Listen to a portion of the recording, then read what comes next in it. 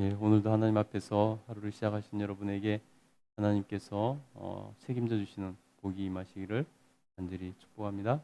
아멘. 예, 오늘은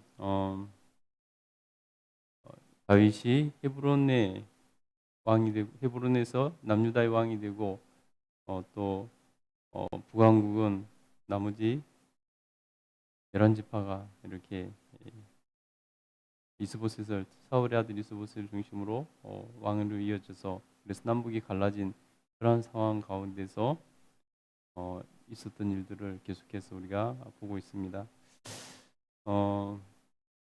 그 둘 사이의 분쟁은 계속되었습니다. 우리 1절 한번 읽어보겠습니다. 읽겠습니다. 시작. 사울의 집과 다윗의 집 사이에 전쟁이 오래매 다윗은 점점 강하여 가고 사울의 집은 점점 약하여 가니라. 아멘. 여러분, 다윗의 집은 점점 강하여져 가고 사울의 집은 점점 약하여져 갔다라고 이렇게 말씀하고 있습니다. 여러분, 그 차이는 무엇입니까? 바로 하나님께서 누구 편에 계신가 하는 것이 그 차이가 되는 것이죠. 하나님께서는 분명히 사울을 버리셨고 다윗을 다음에 왕으로 세우셨습니다. 그래서 다윗은 점점 강하여 가고 사울은 점점 약하여 가는 그러한 결과가 나오더라는 것입니다.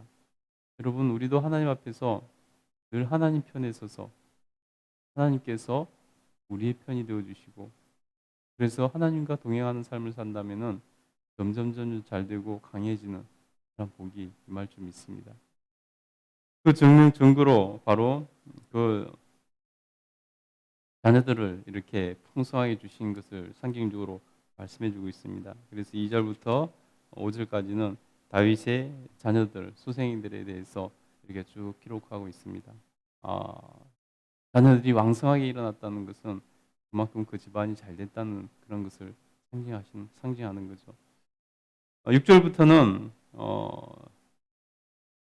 이스보셋과 아브넬의 관계에 금이 가기 시작하는 그러한 내용이 나오는 것을 볼 수 있습니다.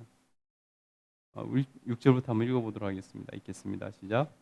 사울의 집과 다윗의 집 사이에 전쟁이 있는 동안에 아브넬이 사울의 집에서 점점 권세를 잡으니라. 사울에게 첩이 있었으니 이름은 리스바요 아야의 딸이더라. 이스보셋이 아브넬에게 이르되 내가 어찌하여 내 아버지의 첩과 통관하였느냐 하니 아브넬이 이스보셋의 말을 매우 분하게 여겨 이르되 내가 유다의 계물이냐 내가 오늘 당신의 아버지 사울의 집과 그의 형제와 그의 친구에게 은혜를 베풀어 당신을 다윗의 손에 내어주지 아니하였거늘 당신이 오늘 이 여인에게 관한 허물을 내게 돌리는도다. 여호와께서 다윗에게 맹세하신 대로 내가 이루게 하리니 아니하면 하나님이 아브넬에게 벌 위에 벌을 내리심이 마땅하니라. 그 맹세는 곧 이 나라를 사울의 집에서 다윗에게 옮겨서 그의 왕위를 단에서 브엘세바까지 이스라엘과 유다에게 세우리라 하신 것이니라. 아멘. 아멘. 여러분, 아브넬은 사울의 아들 이스보셋을 추대해서 이렇게 왕으로 세웠습니다. 그리고 아브넬의 권세는 점점 커져만 갔습니다. 왕을 쥐고 흔드니 점점 권세가 커질 수밖에 없겠죠. 그런 가운데서 도저히 이스보셋이 참지 못할 그러한 일이 벌어졌습니다. 그것이 뭐냐면은 아브넬이 이스보셋의 아버지, 다시 말해서 손왕인 사울의 첩을 취하해서 그와 간통했다는 것입니다. 통관했다는 것입니다. 그 말을 들은 이스보셋은 아들로서 도저히 용납할 수 없는 문제였습니다. 그래서 화가 머리까지 나가지고 그때 무슨 용기를 냈는지 화가 머리까지 나서 이렇게 아브넬을 추궁하는 것을 볼 수 있습니다. 그래서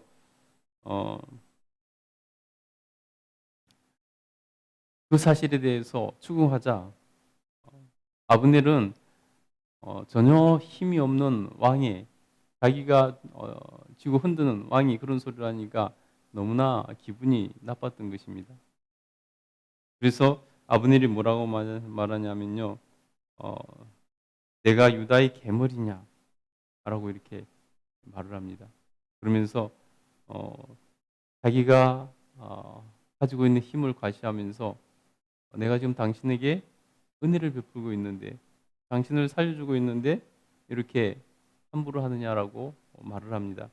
그래서 내가 오늘 당신의 아버지 사울의 집과 그의 형제와 그의 친구에게 은혜를 베풀어 당신을 다윗의 손에 내어주지 아니하였거늘 당신이 오늘 이 여인에게 관하여 허물을 내게 돌리는도다. 라고 아브넬이 이스보셋에 대해서 이렇게 큰 소리를 탕탕 칩니다. 이스보셋도 도저히 더 이상은 참을 수가 없었고 아브넬도 도저히 참을 수가 없었습니다. 왕보다 더 힘이 세니 아브넬이 그런 모욕을 당하고 있을 수가 없었던 것 같습니다. 그래서 그가 더 세게 몰아치는데요. 9절에 보면은 여호와께서 다윗에게 맹세하신 대로 내가 이루게 하지 아니하면 하나님이 아브넬에게 벌 위에 벌을 내리심이 마땅하니라. 여호와 하나님께서 다윗에게 맹세하신 거 이게 뭡니까? 바로 다윗에게 왕이 되게 하셨다는 거죠.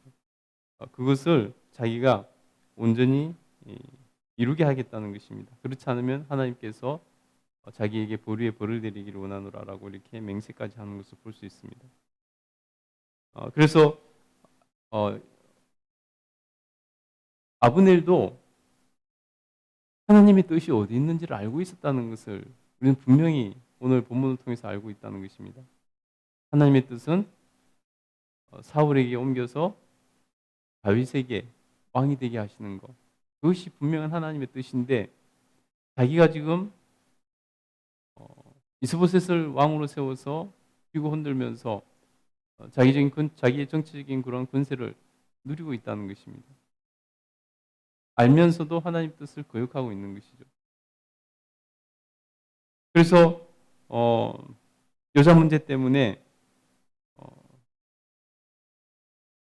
자기 나름대로는 자기가 그런 짓을 했지만은 자기에게는 그런 일을 하고도 누구에게 또 이렇게 제지받지 않을 만한 힘이 있다고 생각했는데 힘없는 왕이 자기에게 따지니까 더 이상 분노를 참지 못하고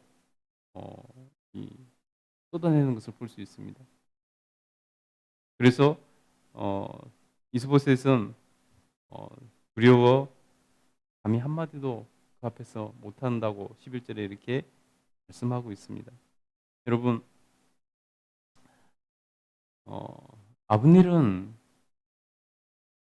하나님의 뜻을 분명히 알고 있었습니다. 그럼에도 불구하고 하나님의 뜻보다는 자기의 욕심이 먼저였습니다. 한 나라를 쥐고 흔들 수 있는 그러한 기회라고 여겼기 때문입니다. 자기가 왕을 능가하는 힘을 가질 수 있는 기회라고 여겼기 때문에 바로 하나님의 뜻을 거역하고 하나님 뜻도 아닌데 이스보셋을 왕으로 세우고 한 나라를 좌지우지하며 또 더 나아가서 하나님의 나라를 하나님의 백성을 둘로 나누는 그러한 짓을 하게 되었다는 것입니다. 그러면서 그가 맹세한 대로 결국 그 뒤에 보면은 죽임당하는 것을 볼 수 있습니다. 여러분 우리가 하나님 앞에서 아브넬이 한 일을 통해서 하나님의 뜻을 거역하고 하는 것이 얼마나 두려운 일인가 하는 것을 우리가 알아야 된다는 것입니다. 오늘 아브넬이 다네스부터 브엘세바까지 온 이스라엘 땅이죠. 다네스부터 브엘세바까지 그 모든 땅을 다윗에게로 돌리겠다라고 이렇게 말을 하고 왕을 협박하는 그런 모습을 보여줍니다. 그러나 여러분 하나님이 함께 하시지 않는 곳에는 화평이 있을 수 없고 하나님이 함께 하시지 않는 것은 항상 분쟁이 일어나지 않을 수가 없습니다. 그래서 결국은 몇 년 만에 이 북쪽에 있었던 왕국이 무너지고 보면은 이제 곧 하나님께서 편들어 주시는 그 남쪽 유다와 함께 편입되어서 다시 하나님 뜻대로 통일 왕국이 이루어지는 것을 볼 수 있습니다.